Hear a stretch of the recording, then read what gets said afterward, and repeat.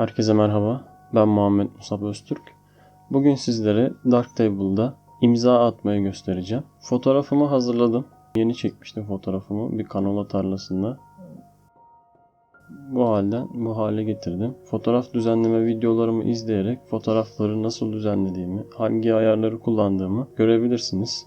Dersleri de izlerseniz programı kullanmayı daha rahat öğrenebilirsiniz. Şimdi konuma geçiyorum. Fotoğrafta fotoğrafçı olarak imzamızı atmak önemli bir durum. Sosyal medyada yapmış olduğumuz paylaşımlarda bazen fotoğraflarımızı alıp isim belirtmeden paylaşan sayfalar olabiliyor. Burada ismimizi belirttiğimizde en azından fotoğrafın bize ait olduğunu insanlara duyurmuş oluruz. Ben çok kullanmıyorum ama tavsiye ederim. Şimdi onu göstereyim. Burada efekt gruba geldim. Watermark var. Burada seçenekler var marker'da.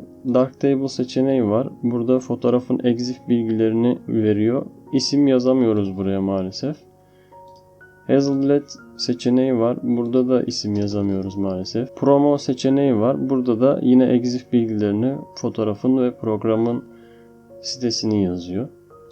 Bizim kullanacağımız ise Simple Text. Burada text olan kısma imzamızı giriyoruz. Ben göstereyim mesela. Musab Öztürk yazdım. Aşağıda da fontu seçiyoruz. Yani yazı tipini seçiyoruz burada. Burada istediğimiz gibi değiştirebiliriz. Çok fazla seçenek mevcut. Diğer programlardaki yazı tiplerinin hepsi mevcut neredeyse. Burada şöyle bir şey söyleyeceğim. Programın Türkçesi mevcut değil ancak aşağıda örnek olarak verilmiş olan cümle Türkçe. Pijamalı hasta Yağız şoföre çabucak güvendi. Burada hangi karakterlerin yazılabildiğini ve yazılamadığını görebilirsiniz. Mesela şu an seçmiş olduğum fontta yumuşak G yazılamıyor demektir bu. Ben kendim kullanmayı sevdiğim fontu göstereyim. Vivaldi Oblique. El yazısı şeklinde oluşuyor font ve çok güzel duruyor bu açıdan. Burada rengini değiştirebiliriz. Tercihen beyazdır genel itibariyle ama istediğiniz rengi burada seçebilirsiniz. Aşağı kısımda da yazının özelliklerini değiştirebilirsiniz burada. Yazının opaklığını değiştirebilirsiniz. Bu şekilde. Büyüklüğünü değiştirebilirsiniz. Açısını değiştirebilirsiniz. Bunları imzanın üzerine gelerek yapamıyoruz maalesef. Program buna izin vermiyor. Yani ismi istediğimiz yere taşıyamıyoruz. Buralardan ayarlamamız gerekiyor.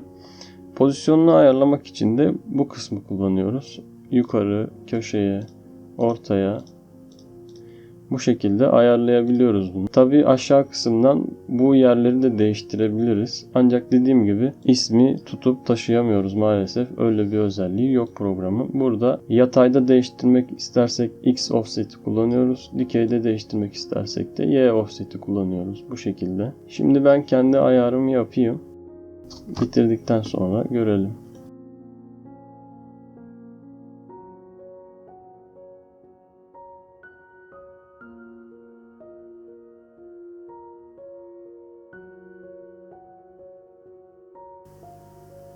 Biraz daha büyüteyim.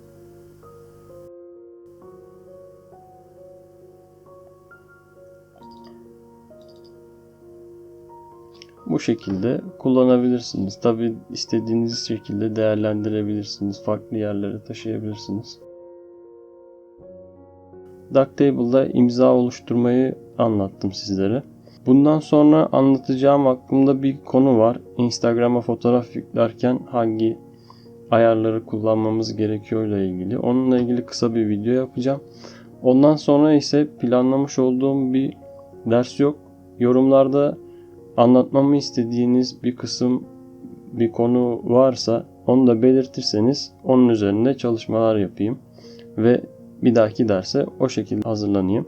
Dinlediğiniz ve izlediğiniz için teşekkür ederim. Daha sonraki derslerde görüşmek üzere. Hoşça kalın.